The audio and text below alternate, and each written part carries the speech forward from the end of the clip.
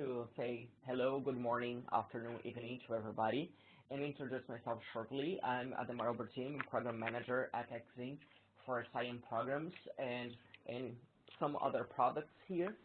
And I would like to offer to you a great content today, and we hope you enjoy. And now we will ask for Claire and Chris. Please welcome together with us. Claire, could you please introduce yourself? Thank you, Adama. Can you hear me okay? Yes, perfect. Oh, lovely. So my name's Claire Agata. I'm the Director of Scopism, which is a company that provides resources to support IT management professionals, and one of our recent projects has been working on the SIAM Foundation Body of Knowledge and the material that's going to support this new SIAM training program. Thank you, Claire. Chris? Yeah, hi, good morning from the UK to everybody. Thanks for joining the call. My name is Chris Leadbeater. I'm Product Manager in the BCS Professional Certifications team here in the UK. As part of our service portfolio, I have responsibility for bringing SIAM to the marketplace for BCS's customers and partners. SIAM is a vital part of our strategy to diversify around service management and to meet ever-changing demands in the market. So I think we're all looking forward to working with our customers and our partners and all of you, helping to deliver a successful SIAM certification program in the coming months. Thank you, Chris. Now, I'm going to briefly about the agenda. We are going to have a short introduction about what it is SIAM for you to understand what it is, the subject. Then we're going to talk a little bit about the impact of multiple suppliers, the major trends in the market, about the relationship with I2 and the relationship specifically about managing multiple suppliers, the target group for SIAM, why develop SIAM skills, and the program that is being offered by Exim, BCS, and Scopism, and what's coming next. Okay, so now just for you to understand what it is the rules of each part on the SIAM program. We have Exim representing one of the institutes that is going to develop the market, create the promotion, create the awareness, and to perform the accreditation and the exam delivery for the candidates and for the companies and professionals.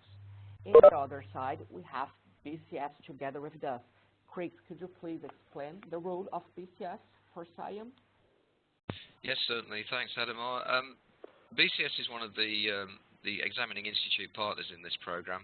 Scopism, as Claire will explain her role in a minute, has a different role in the program. We will be responsible for performing accreditation and examination delivery of the certification. We will be doing that in conjunction with accredited training organisations. So for any ATOs that are on the call today, we obviously look forward to you, contacting us immediately afterwards to get on board with the program. And each of ourselves and Exim both have defined markets in which we will be the lead partners. So it is very collaborative. If you have any questions, of course, you can address them to myself, to Adam, or of course to Claire. And we have Scopism together with us for SIAM program. Claire, could you please explain Scopism role for SIAM? I will do. Thank you, Adama. So some of you on the call might know me because I've been in the service management training market for 10 years now, selling e-learning via a different company. But more recently, it seemed to me that the pace of change within IT management and IT management practices is accelerating rapidly. We've got things like DevOps, we've got things like Agile, Lean IT. So there is a need now for new training within the marketplace to help IT service management professionals round out their skill sets and have really a complete toolkit to help them work with their customers. So Scopism is a relatively new company. We've been around for 18 months, and we are basically tracking the market to see what's developing, what's evolving, where can we provide resources to support IT professionals. So that might be content, it might be events that we're organising, but it's also going to be training and certification programs that we hope training companies all around the world will be delivering. So SIAM was the first one, and we approached Exin and BCS because we wanted credible certification and accreditation partners to work with. So the role of Scopism is to develop the content that supports the training programme, and then we're working with Exin and BCS because Exin and BCS have got the experience in the development of the certification side of things. So Scopism really is providing the material to support the training courses, and then Exin and BCS are taking the lead on the certification. Thank you, Claire. So now, let's go to start our content.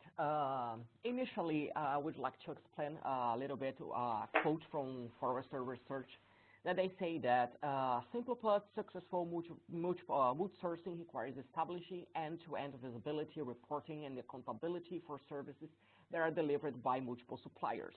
What this means and how this suits in SIAM contest. Nowadays, we are seeing that a lot of different companies worldwide, they are using different suppliers to deliver their services to their directly customers. Independently, if it is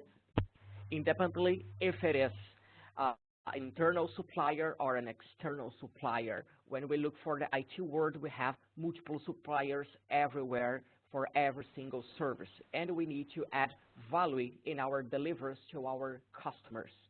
So SIAM comes up to organize, to orchestrate, and to guarantee that the value is there, that we are looking for the service in a completely view, in 360 degrees, and not only for single vision for suppliers, or do not consider suppliers in our management strategy or process or governance.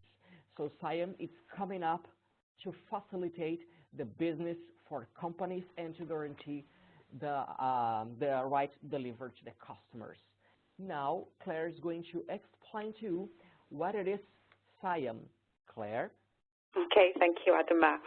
So I think Adama just explained quite nicely where SIAM has come from, but I think it's worth kind of walking through the history of business. So if we go back 20, 30, 40 years, most organisations were actually fairly self-contained, and all of the business functions were delivered and managed within the organisation. So you had your IT department, you had your finance department, you had your human resources department, and that was all pretty much contained within the business. But then companies started to realise that there was an advantage in sourcing services from outside the business, and this is when outsourcing started to grow. And it's actually fairly recently, we're kind of talking in the last 20 years really, that the outsourcing became common. And what companies were looking to do was to focus on their own core competencies while sourcing services from outside the organisation where it wasn't something that was a core competency to the business. So if somebody else could do IT for you much more cheaply, much more efficiently, it made sense to source it from another organisation. So gradually over time, the customer organisations had quite a complex network of suppliers. They might have dozens of individual service providers that were involved in their end-to-end service.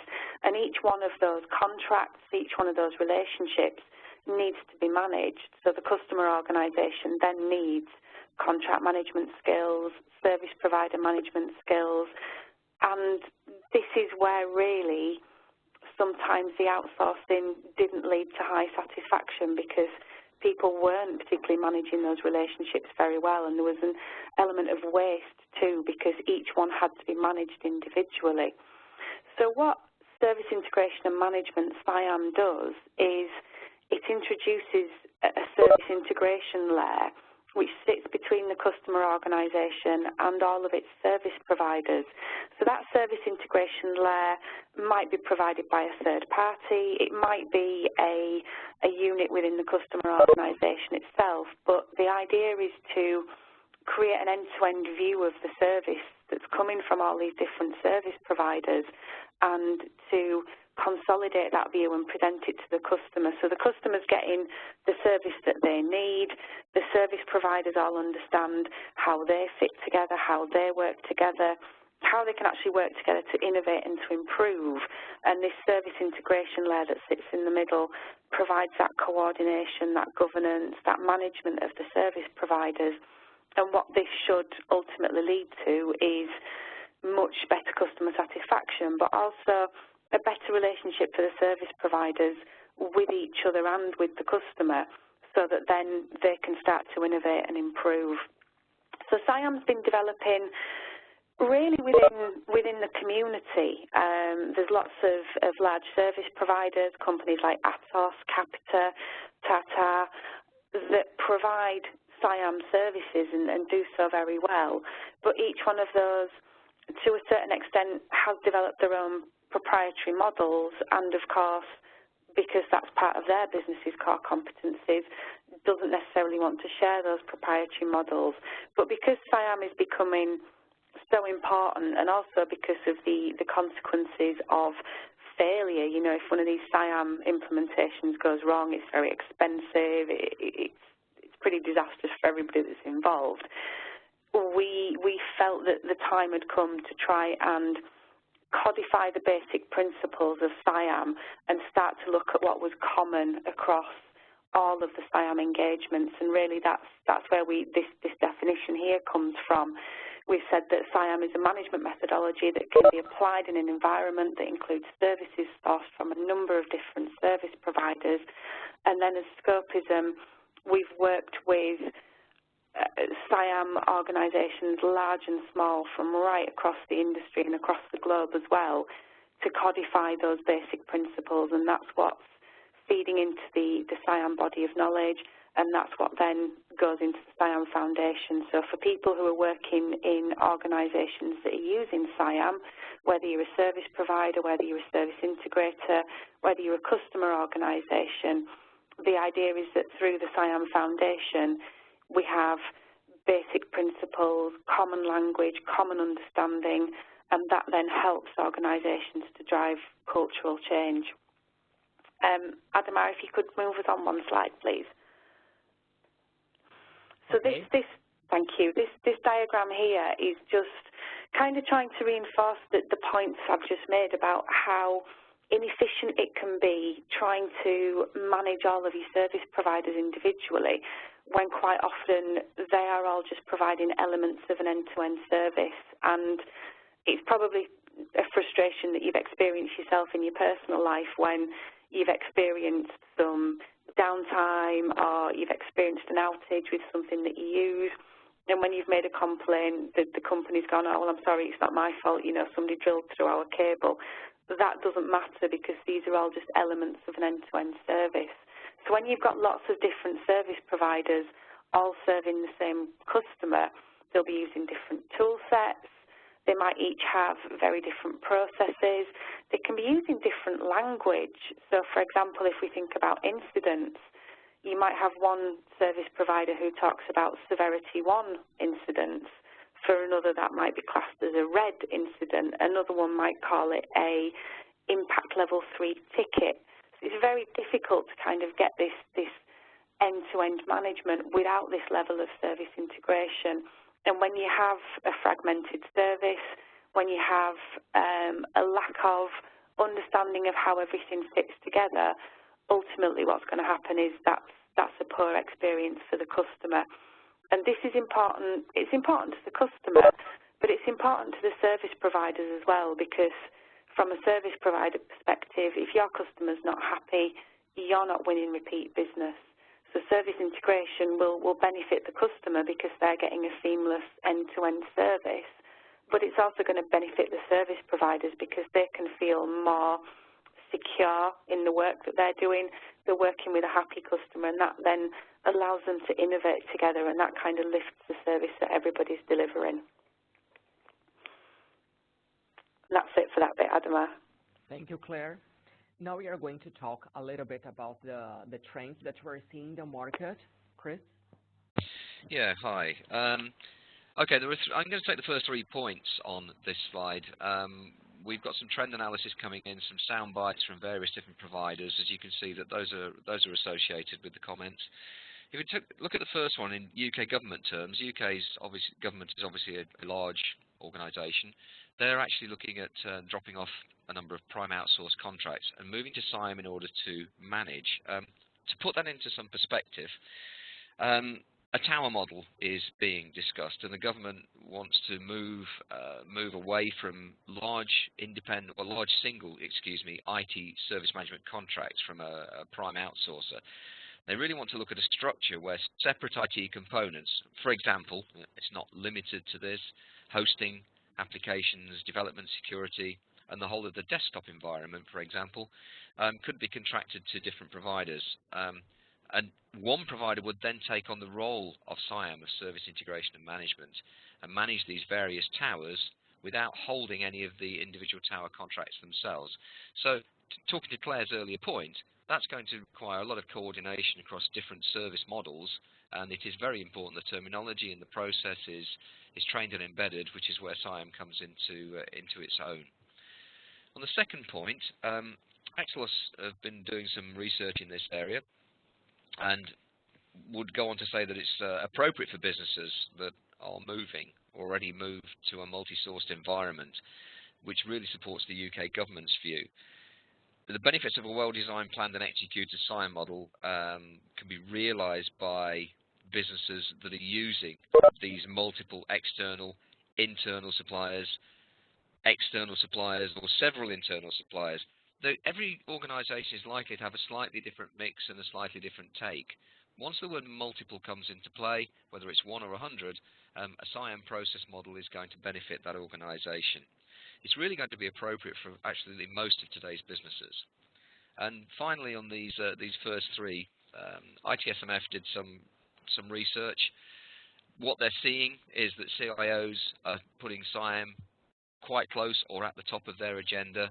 They want to maximize the value of these multi-supplier delivery models, and they believe, or the research would suggest, that there has until today been a lack of clarity on what exactly it involves.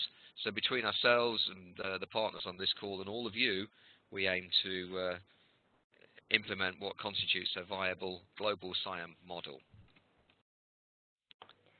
And to guarantee that the trends are going to the right way, Deloitte already proved that the companies are looking for different innovations, different ways to manage their suppliers and how to get more benefit related with this relationship, to guarantee that the value is there, that they can see how they are doing things and how the suppliers are adding value to their services and to their customers.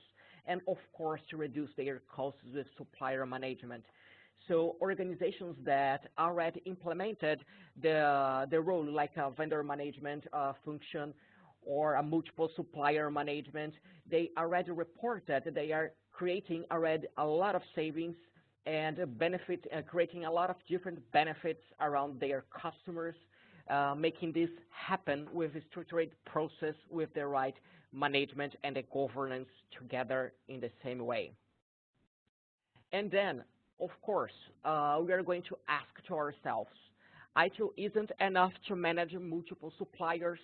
If we look for ITIL library, we are going to see that there is a supplier management described there. And then we have, for example, in the services strategy, the multi-vendor sourcing that describe how to do that. But ITIL doesn't go deep inside this subject. So SIAM comes up to guarantee that we are going to increase and improve our vendor process or supplier process and guarantee that there is a management and guarantee that the processes that are established inside a company are able to be managed between organizations and between its suppliers.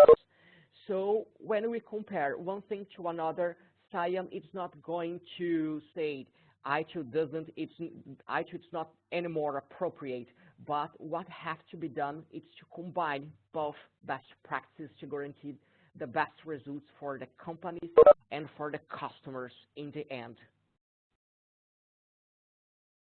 Now we are going to talk about the target group. Chris? Yeah, let's just do some reinforcement, if we may, of what the target groups that will benefit from SIAM in our opinion. This is not a prescriptive or exhaustive list. On the next two slides, we'll just throw some ideas up into the air so that everybody on the call can get a feel for where we see the relevance. The words on the screen, worldwide professionals working within ITSM. Absolutely. IT companies offering IT outsourcing. So that's all of the elements of the major elements of IT outsourcing. Platform as a service, software as a service, cloud, which we all know is growing in importance for many organizations as they begin to outsource their services into a more virtualized environment. It's very important. SIAM will help to align ITSM processes and customer processes and give a framework which can deliver some success. There is, as we've all said on numerous occasions in this call already, and from the feedback we're receiving, it's a huge space in the market. SIAM can be delivered worldwide by training partners. It has worldwide relevance and will deliver qualified professionals to the industry. On the next slide, Adamar, if you my apologies. On the next slide, we've given you a list of some of the categories that we actually see as being viable target groups. I'm sure you can all read the words there, but it's a very broad array of different skill sets across an organization that will need to be involved in SIAM and implementing an important and successful process within your business. Look at those roles. If you think there are more, we're very happy with that. If you want to discuss any of those particular roles and how it might impact yourself, your business, or your training partner, again, please contact us.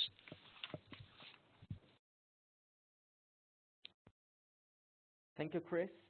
So why develop SIAM skills? When we look for the SIAM coordination and for the process, we are seeing that people, they need to understand a little bit better what it is SIAM, what it is the process, and how to combine the process to guarantee the right management and governance that we already said. But if we compare the impact of the service that is being provided nowadays to the customers, we are going to see that do not understand SIAM can create a great confusion inside organizations, because in the beginning Claire explained it and showing a diagram for you that we have 3 different suppliers for a single organization delivering services for multiple organizations, but each one can be like a different process, different ITSM tools. So we need to combine that, because in the end, who is going to be impacted is going to be our customer.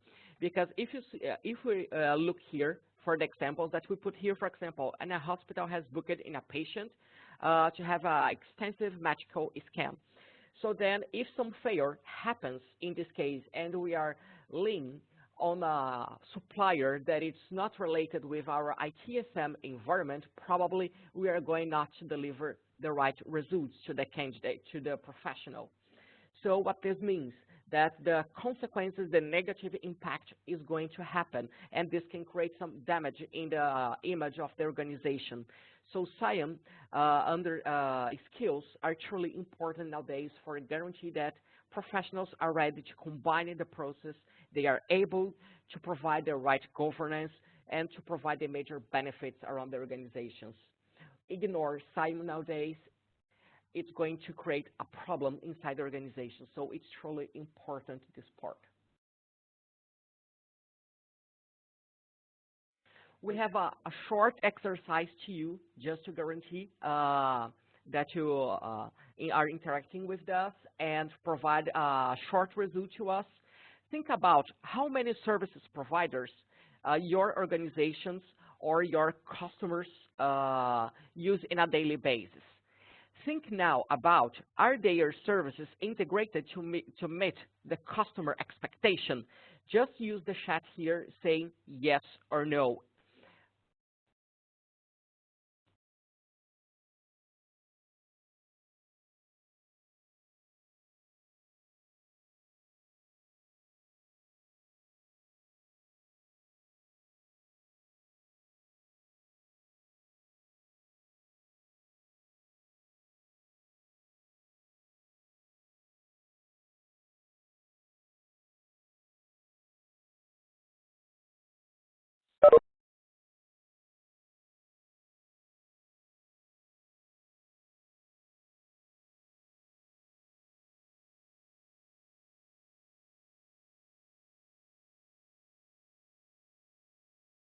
You can Adamar, still put your... Adam, Sure. it's probably worth saying to everybody on the call that if they don't want to share their answer with 120 other people who are attending this webinar, that they can select presenter or panelists only from the drop-down box at the bottom corner. It would be very good to see some feedback from our listeners because I think that helps us to gauge the impact of SIAM in the wider world. So far, we're running with 3 or 4 answers. We'd like to see a few more. Thank you. Okay. Thank you, Chris. You can still put your answers to us and send your answers to us. We're going to move with the presentation, but please, if you're able to send us the answer, please do. Now we are going to explain a little bit of the SIAM program that was developed to you. Claire?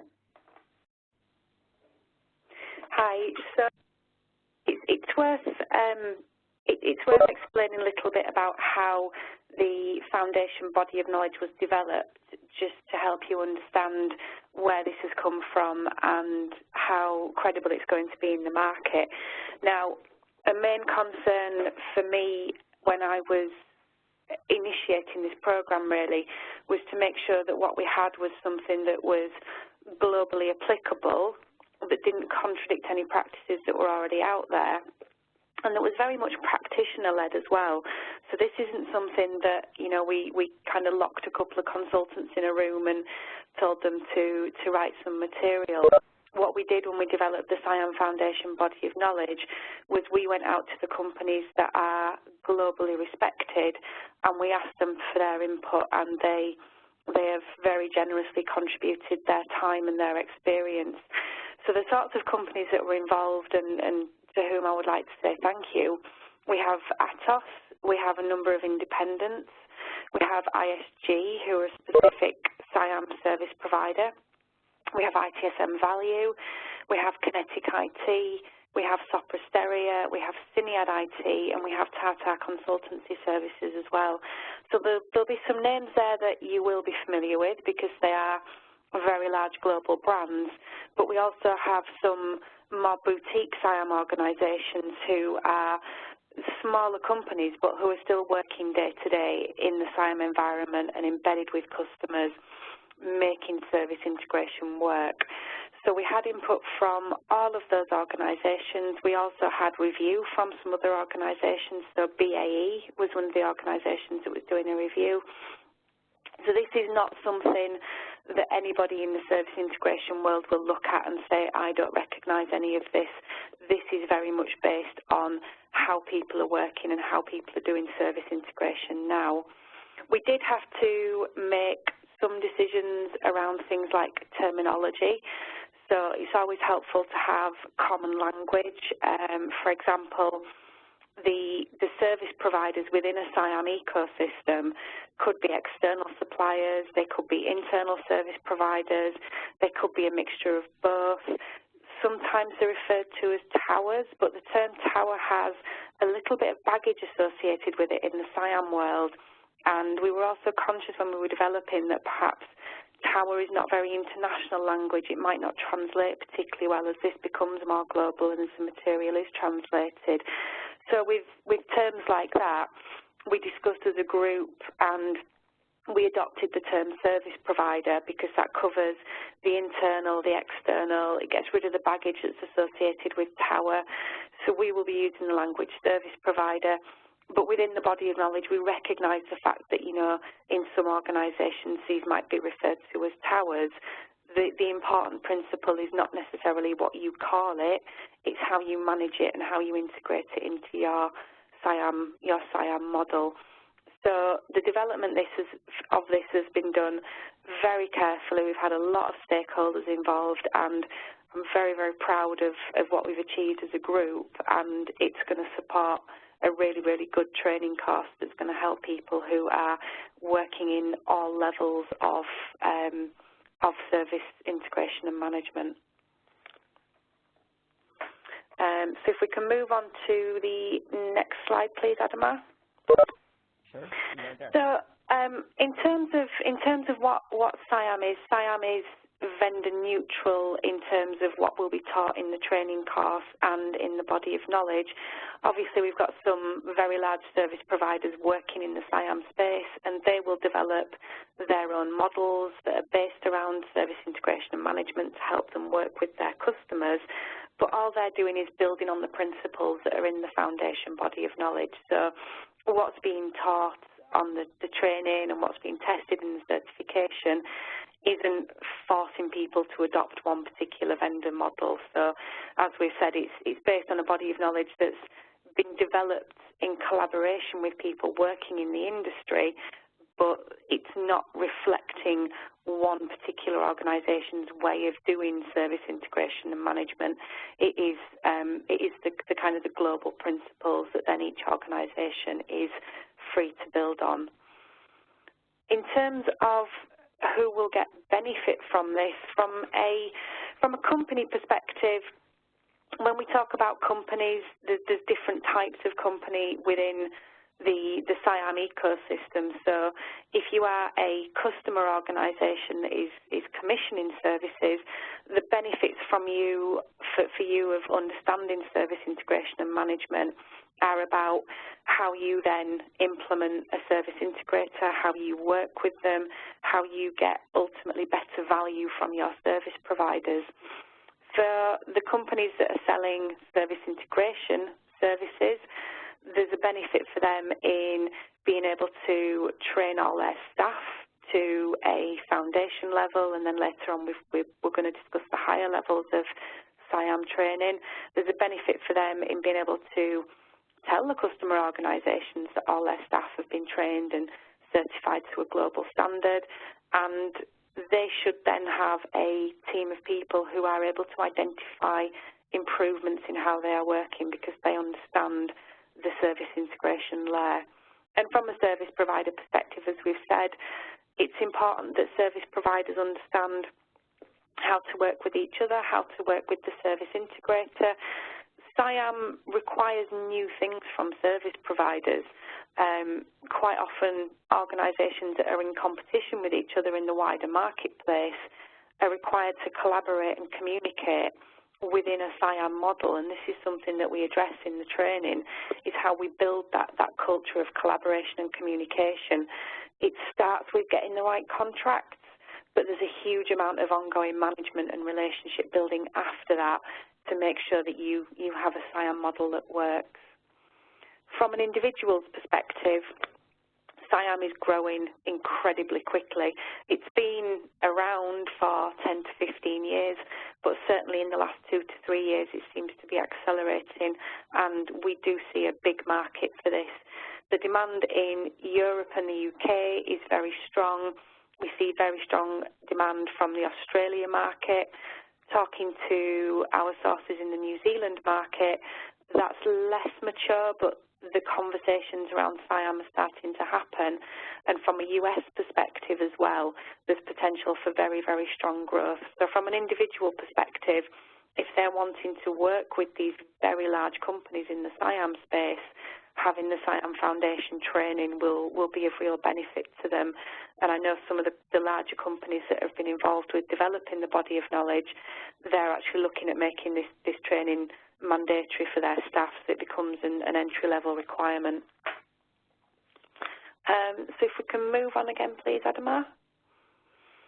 So again, from the perspective of an accredited training organisation, there is a real demand in the marketplace for new management practices and for people to be able to broaden their skill sets. The service management landscape, the IT management landscape is changing very rapidly, and for those of you that are training organisations, you will have seen this yourself in the number of new products that are available. So SIAM is going to be the global scheme. There's not going to be a huge amount of fragmentation in the SIAM training market. So this is something that is in demand, is growing fast, will complement other certifications that you offer. It has, strong links with other service management areas like ISO 20000, like COBIT, like ITIL, so it will complement your existing portfolios. And this is something that, we're seeing huge interest in, and I think the number of people that are on this call is testimony to that. Claire, it's Chris. We have a Hi. question. Could you just quickly run through some of the partners that are involved in the body of knowledge again? One of the panelists, one of the attendees has asked that question. If you could just shout out the likes of ATOS, etc. Yes, I will. So we had ATOS, we had a number of independent contributors, so people who are working as consultants in the SIAM space. We had ISG, we had ITSM Value, Kinetic IT, Sopra Steria, Stinead IT, and TCS, which is Tata Consultancy Services. And we also had BAE were involved in the review stages.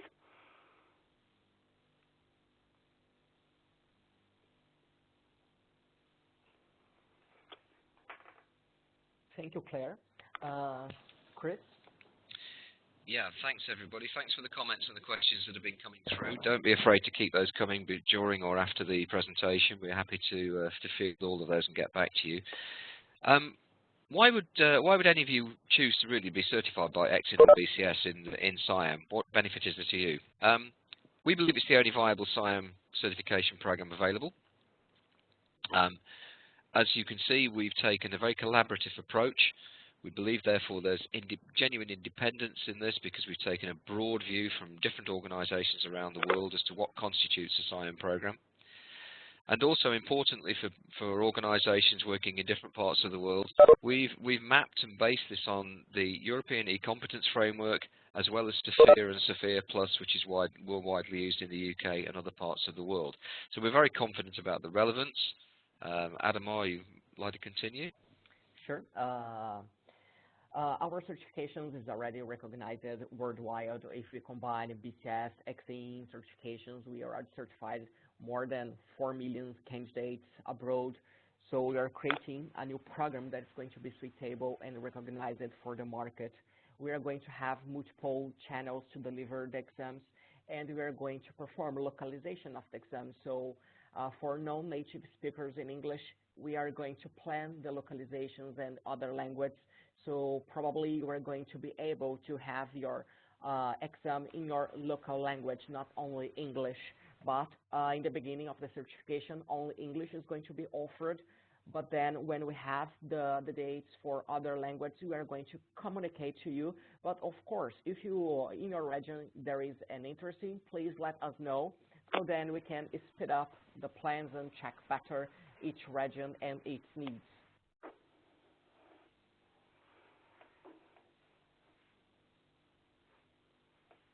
Chris? Okay, we want to just give you guys on the attendees an overview of where we are today with our thinking, what's coming, and what the planning is. Let's look at the modules that we intend to launch into the marketplace in terms of certification. Hopefully in the next 30 seconds or so I'll answer one or two of the questions that are starting to appear, but we will of course follow up on all of those individually later on. We are launching a SIAM Management Foundation certificate in the first instance. That speaks to one of our attendees who asked that question. It's coming in at the foundation level. The intent over time is to create a certification pathway, and subject really to demand and traction, or any of the words that you care to use. The intention is to look at a professional or practitioner type qualification, so at the next level, a little further into late 2017, 2018. That's the way we see this going. A lot will depend on all of you helping us to achieve that, of course.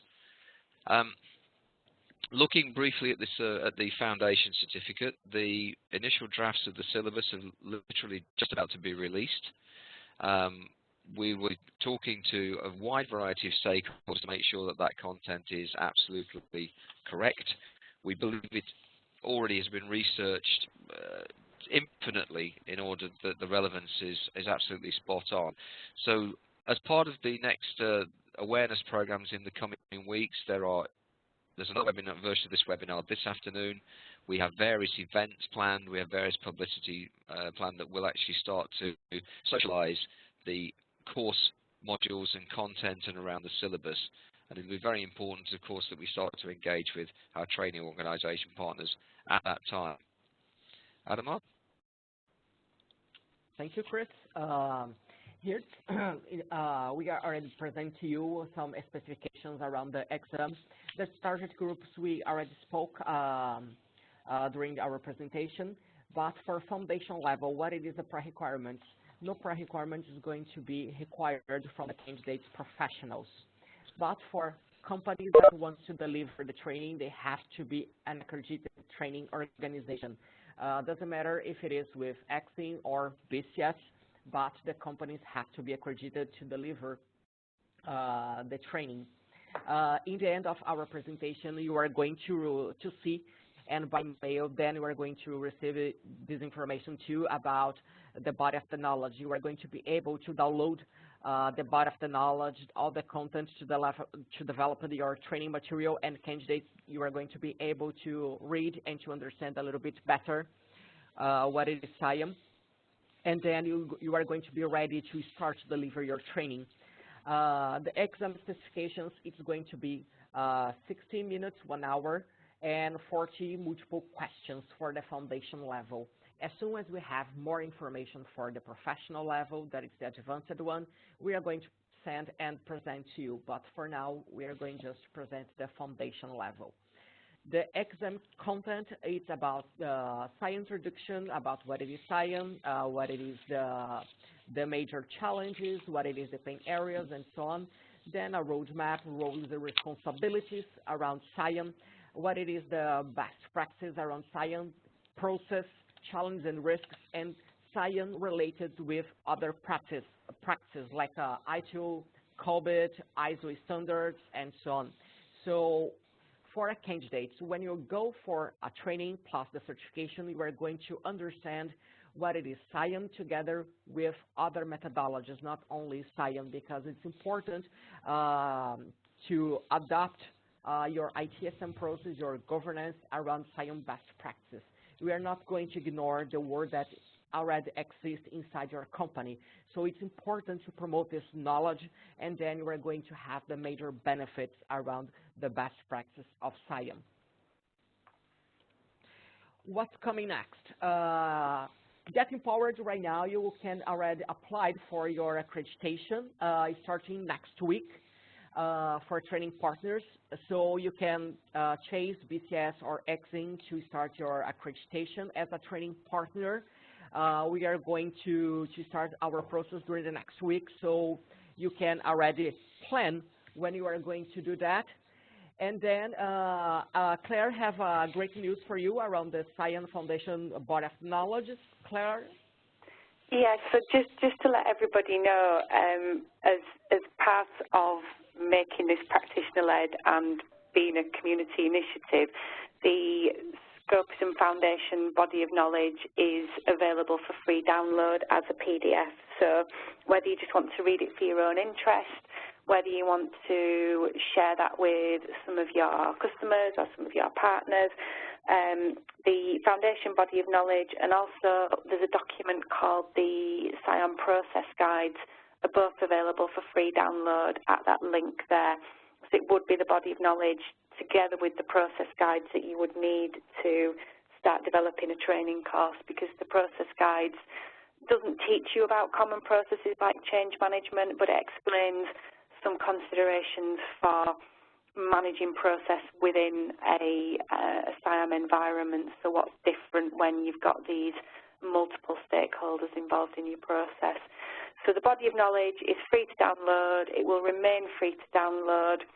We know that some people prefer to have a hard copy of things, so we are in talks at the moment with Van Haren, our publishing partner, so there will be a hard copy book that will be available to purchase at some point in the future, but you can go and get a copy today, start reading, and I would welcome your feedback. Thank you, Claire, and we have more news for you. The exams are going live on March, so professionals that is looking for to become certified in SIAM Foundation, you can prepare already yourselves. The exam is going to be delivered starting on March. And then we are going to run together, EXIM, BCS, Escopism, we're going to run a global survey around SIAM subject. to understand better what it is your pain areas, what it is the areas of your interest in, and the status of SIAM inside your company. This survey is going to be run around the world. So we are going to consolidate results from each part of the world to present you in a later stage. Now we're going to our questions. Yes, we've had quite a few questions come in. So I'll go to the top. Yes, that was a question asked during the ITIL slide. Why is ITIL not enough to manage multiple suppliers? It has several processes to do that: supplier management, service level management, etc. I'm happy to answer that one. I really don't want this to become an ITIL versus SIAM type of debate, because I think we've all seen that very much in the industry with the whole ITIL versus DevOps and is DevOps killing ITIL kind of thing, which, you know, is not appropriate really. We are positioning SIAM as something that is very much complementary, but because this is a very large and complex area, it's worth taking the SIAM considerations and looking at them in another way, really. So ITIL has the process of supplier management, which does provide some general guidance about managing suppliers, but then there is a whole other area of management practice that is developed that is very specific to service integration and management. So when we're talking about things like having an end-to-end integrated change management process that aligns and interacts with the change management process of multiple service providers, that's an area of practice that is developed within the SIAM area.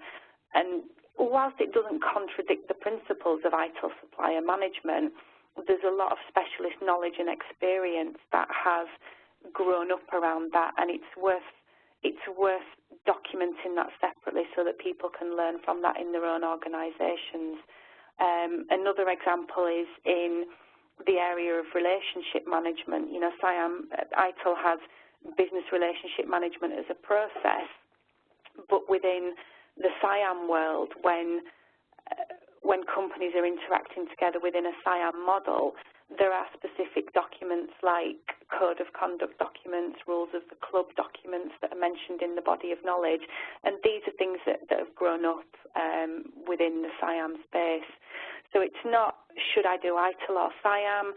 It's more about, yes, ITIL knowledge is still very much valid and relevant, and SIAM in a way is almost building on that. But for people who are going to work within a SIAM ecosystem, whether as a customer, a service integrator, or a service provider, there is value in studying the practices there as well. Okay, thank you, Claire. Next question.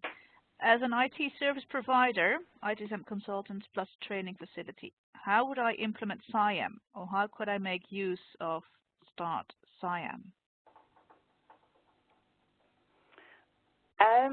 I would possibly need to know a little bit more about the organisation. What we've said in the body of knowledge is that SIAM is kind of suitable to all types and sizes of organisation. Really, the only minimum requirement is that you have more than one service provider who is involved in your service delivery. If you've just got the one service provider, there isn't really anything to integrate, so there's not a lot of value there. But as soon as you've got more than one service provider, you can apply integration and management principles to start to increase the value that you see from those service providers.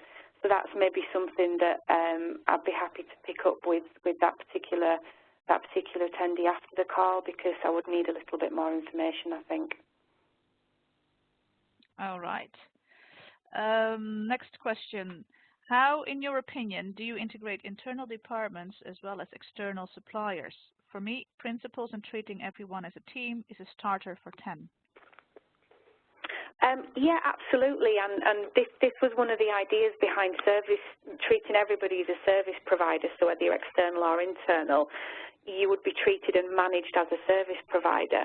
We have documented within the body of knowledge the fact that the relationship can be slightly different. So with an external organisation, you have a contract, whereas with an internal part of the same business, you might have service agreements, but everybody is integrated into the SIAM model. So yes, it is very much one team and everybody working towards the same goals.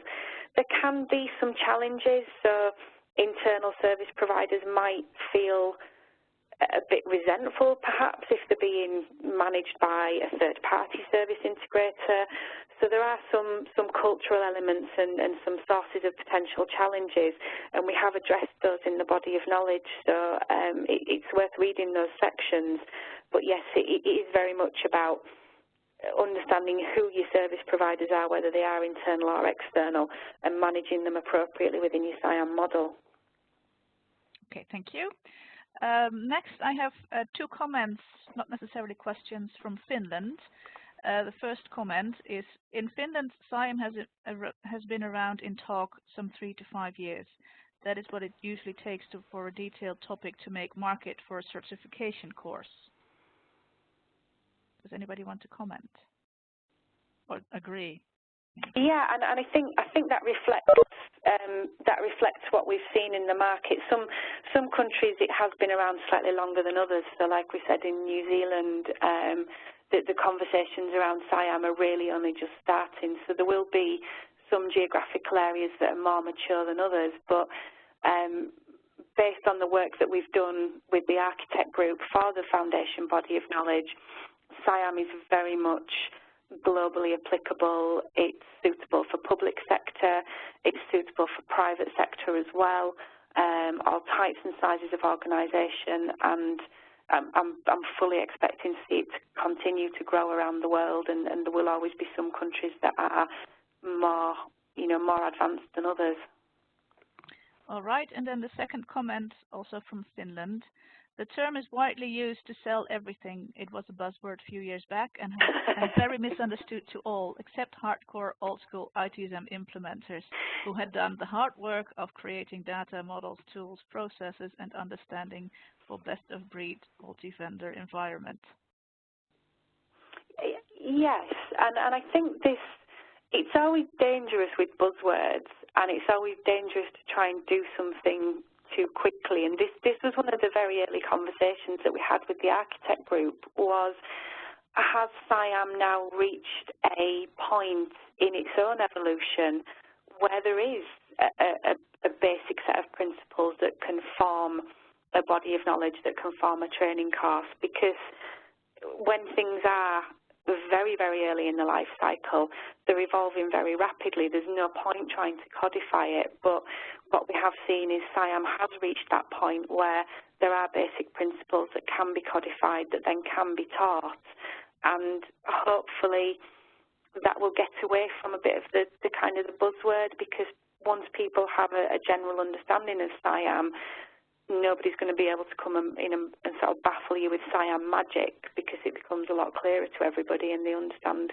what SIAM is meant to be delivering. All right.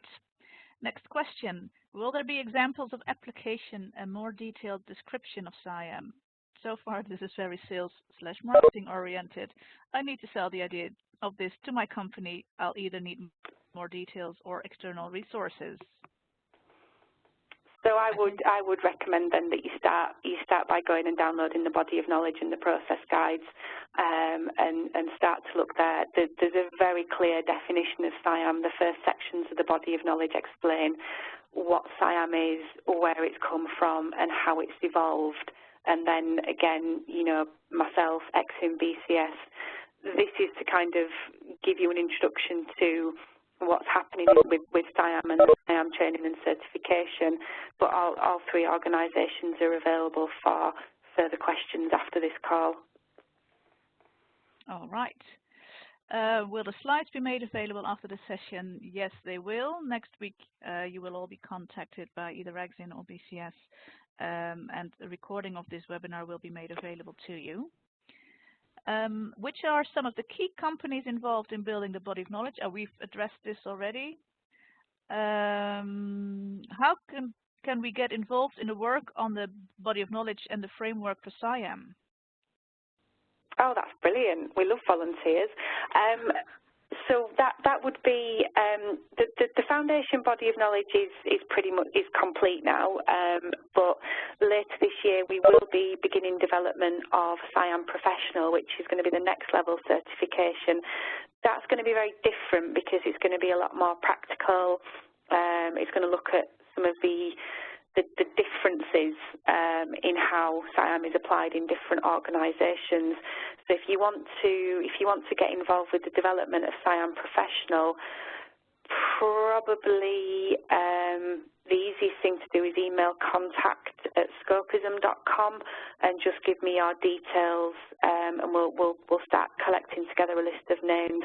I think many of the companies that were involved at foundation level will want to be part of the professional development as well. But the more perspectives that we have, you know, the more complete the product that we develop will be. All right, next question. What is your commitment towards EXIN, BCS, Axelos in terms of association ownership / copyright for us to make decisions? What will be prerequisites and or certifications for SIAM going forward? I can pick it up this. SIAM is a product that is being developed together with BCS, EXIN, and Scopism, so Axelos is not involved in SIAM together with us. But BCS and EXIN is still developing ITSM market together with Axelos.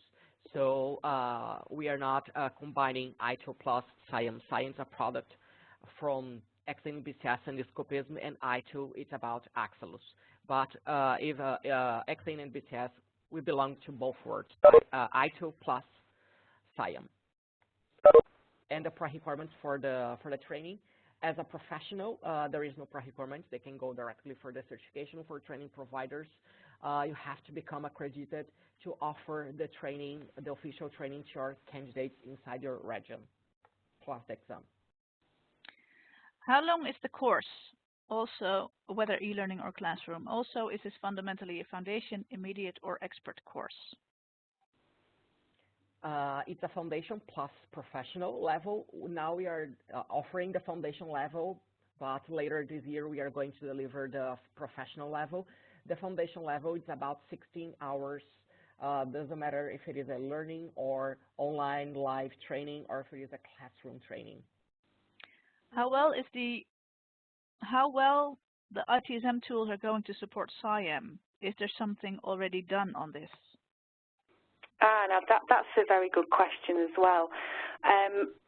One of the areas that we look at in the body of knowledge is the different ways that tooling can support a SIAM ecosystem, and there are lots of different options for that. So in some SIAM models, the customer provides a tool set and requires everybody else to use it. In other organizations, the service integrator provides a tool set, and in other kind of implementations of the model, each service provider continues to use its own tool sets, but there are things like APIs that integrate them together. The key point is to be able to provide an end-to-end picture of how service is performing and to easily be able to pass data between the different stakeholders within the SIAM model. So one of the areas that we look at in the body of knowledge is having a common data dictionary. So even if everybody's not using the same tools, everybody's using the same data language, and things like priorities, how you refer to things, they're common, so that doesn't create any confusion. There are quite a few of the big service management toolset vendors that are adding SIAM capabilities to their tools. I know ServiceNow is one of them, so that if that's an area you're interested in, that would be one to do a web search as well and just have a look at which of the big service management toolset providers are starting to support SIAM models. When can we actually deliver this to our customers? The accreditation we are going to start next week, and the certifications during the first week of March. And then I saw a question here, March 1st? I said March 1st week. Probably it's going to be March 1st, but if there is any delay, it's going to be about 1 day. So I prefer to say March 1st week. I understand that SIAM is a certification for the people. Is a certification for the organization planned? A certification for organization, this is something that BCS Exim we are not doing till now, but maybe in the future we can consider. We have to discuss between us. Yeah, I'd actually completely endorse that, Adamar. Thanks. I think that is something where organisations are more likely to talk to consultancy and professional process organisations if they want to actually change the way that they do business. Those opportunities, do exist, and I'm sure if you talk to either myself or to Adamar or to Claire, of course, we can point anybody in the right direction. Are there any vanilla materials available? Yes, we are going to provide vanilla materials. The vanilla materials, they are going to be ready in January. So the accredited partners are those organizations that is applying for the accreditation. They're going to be able to receive to help them to build their training materials. So they have to use the body of knowledge provided by Escopism at the Escopism website that Claire presented. Plus, we are going to have the vanilla training material, basic training material. Doesn't matter if it is with Exim or BCS, okay? The package is going to be the same. I'm interested in taking the exam. Do you already have any accredited partners for the course, or is this something that will come in time? Do you have to be an accredited partner to take the exam? Yes, they have to reach the training partners, but we have to first perform the accreditation from our partners. Yeah, so the idea is that when the exam goes live in the first week of March, we may already have the first accredited partners, so that candidates can either take a training with them and be the first to take the certification in that first week of March. From our side, there's no guarantee that there will be partners ready in time, but seeing the enthusiasm for this product, I think the hopes are good. So in order to take the exam, no, you don't have to be an accredited partner.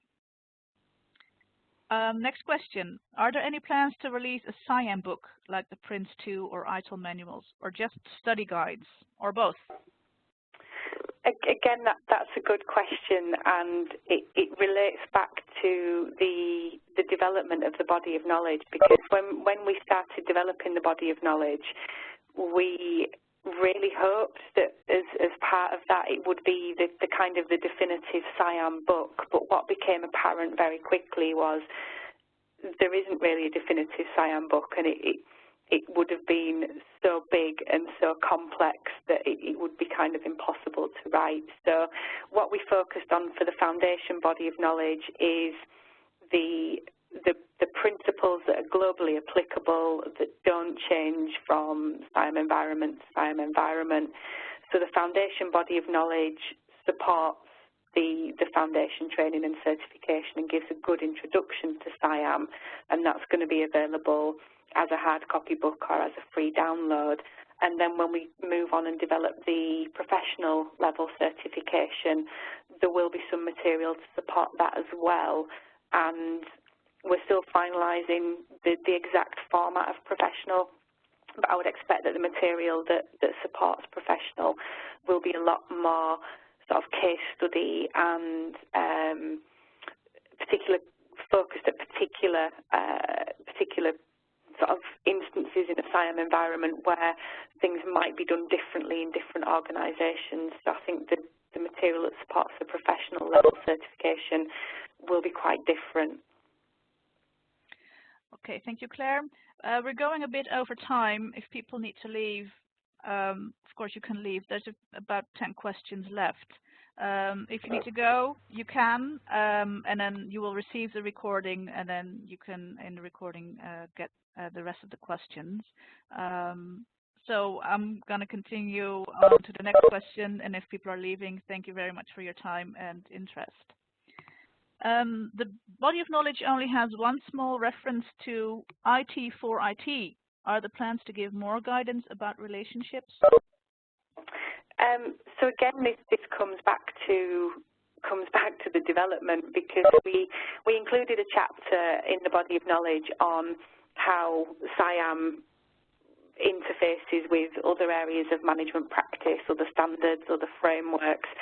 and we ended up with a list, I think, of about 20 different areas where there is some kind of potential for an interface or a relationship, which again was way too much material for foundation level. So we picked the areas, we surveyed the people who were part of the architect group, and we picked the areas that were most commonly seen within the SIAM environments that they worked on, and we've just briefly mentioned the other areas of guidance. So what's in the foundation body of knowledge, that's the most common areas of interface.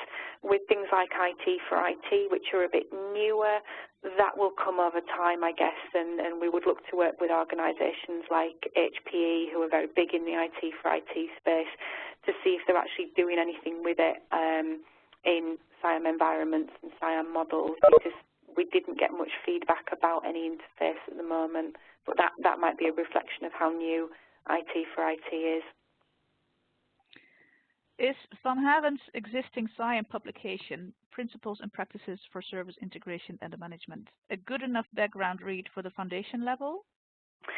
I would recommend that you use the foundation body of knowledge and the process guides as preparation for the foundation level exam if you want to go down the self-study route.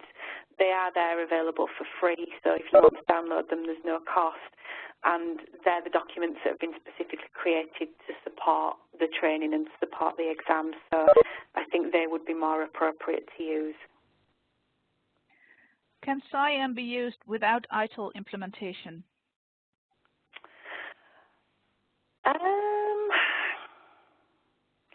That's a good question, and I think it depends how you want to define ITIL, I guess.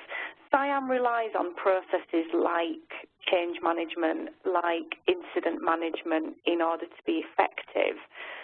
I guess one of the most widely accepted definitions of those processes comes from ITIL, but then not everybody uses a perfect replica of an ITIL process. So I think it would be better to say that SIAM depends on service management, whilst accepting that in most organisations the service management processes tend to be based on ITIL, but we also have COBIT, ISO 20000, other areas that SIAM depends on as part of the delivery model as well. So I think SIAM depends on service management. Most people's understanding of service management is based on ITIL, so I think that would be how I would be comfortable defining that. Here is a not so much SIAM-related question. The ECF framework and SPIA framework, where do they stand when compared? I think we better answer this one per email to you, Mr. Vikram, because it's, I think, quite an elaborate answer. It's not necessarily related to SIAM, and we're already running out of time, so we will email you the answer with that.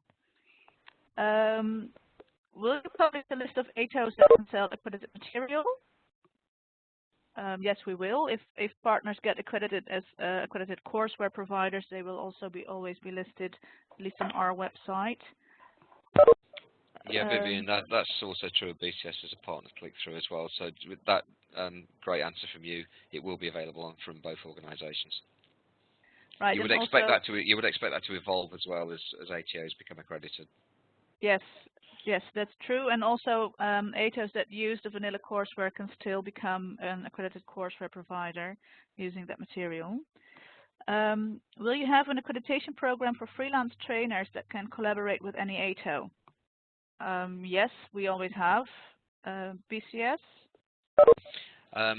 Yes, we probably have always been slightly more complex in that versus EXIM, but we're very open to that as an avenue for delivering training. Did you have demand analysis for the certificates that you are starting? Well, according with the presentation that we provided all the trends that we're seeing inside the market, providing the knowledge that is necessary for the candidates and creating the awareness. So BCS, Escopism, and EXIM, they are together united to develop the market and show the market the importance, the major trends around science. So if we see there is an interest around the certification and the training, yes, there is. All right, and then the last question, is training mandatory or can you do it with self-study? For foundation level training, it's not mandatory, but for the professional level, this will be. All right, that was the last question, and we're running a bit out of time, and we have come to the end of this webinar. Should you still have questions, you can please direct them at marketing@exin.com, and I will make certain that an answer is provided. And next week, you will all receive the recording of this webinar and additional information about the certification. So for now, I would like to thank the three presenters and all the delegates for their time and interest, and we hope to see you again next week or next time in another webinar, maybe about a different topic. So thank you very much and have a good day. Bye-bye. Thank you, everyone. Bye. Thank you. Bye. Thank you. Goodbye.